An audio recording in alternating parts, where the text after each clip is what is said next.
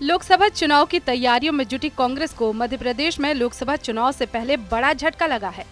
जबलपुर के महापौर जगत बहादुर सिंह अन्नू सहित कई कांग्रेस नेताओं ने कांग्रेस पार्टी को छोड़ बीजेपी की सदस्यता ले ली है। भोपाल के बीजेपी मुख्यालय में आयोजित एक सादे समारोह में मुख्यमंत्री डॉक्टर मोहन यादव और बीजेपी प्रदेश अध्यक्ष विष्णु दत्त शर्मा की मौजूदगी में सभी कांग्रेसी नेताओं ने भाजपा की सदस्यता ली। इस मौके पर मुख्यमंत्री मोहन यादव ने हरदा की घटना पर दुख जताया।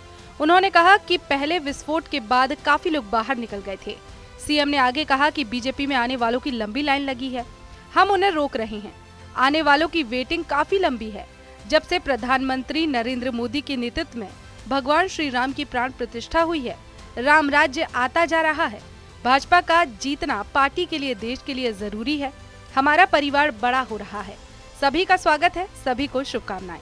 हमारे परिवार बढ़ रहा है, भारतीय जनता पार्टी का परिवार बढ़ रहा है, महापौर आ रहे हैं, जिला पंचायत के अध्यक्ष आ रही है। मोदी जी के नेतृत्व में भगवान राम की प्रतिष्ठा जब से हुई है, परमात्मा ने हमारा राम राज्य लाने की दिशा में ये परिवार बड़ा करने का ये जो अभियान चलाया, अब हमको लग नहीं रहा, हमसे अगर अपने सारे मित्र बता रहे हैं, ये तो अभी हम हर जगह रोक रहे हैं कि भैया अभी थोड़ी देर वेटिंग,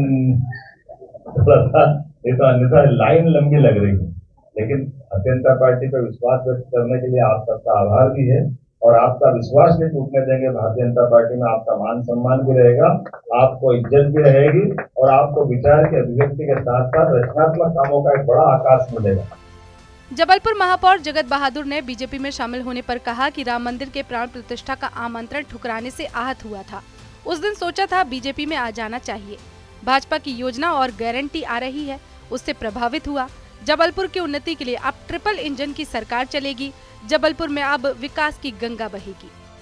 मैं जबलपुर महापौर, आज मैंने भारतीय जनता पार्टी को ज्वाइन किया है। निश्चित तौर पर इसके कई प्रमुख कारण हैं। एक कारण तो मैं उस दिन बहुत आहत हुआ जिस दिन कांग्रेस के शीर्ष नेताओं ने यह कहा कि हम प्राण प्रतिष्ठा में नहीं जाएंगे। मैं अयोध्या के समीप रहने वाला, हमारा परिवार, हम लोग प्रभु श्री राम के भक्त हैं और उस दिन से मुझे लगता था कि मुझे क्या करना चाहिए। उसके अलावा भारतीय जनता पार्टी की रीति नीति, विकास और माननीय यशस्वी प्रधानमंत्री नरेंद्र मोदी जी द्वारा जो देश में बड़ी योजनाएं और उनकी गारंटी आ रही हैं, उसको लेकर मैं काफी दिनों से विचार कर रहा था और अत्यंत प्रभावित हुआ।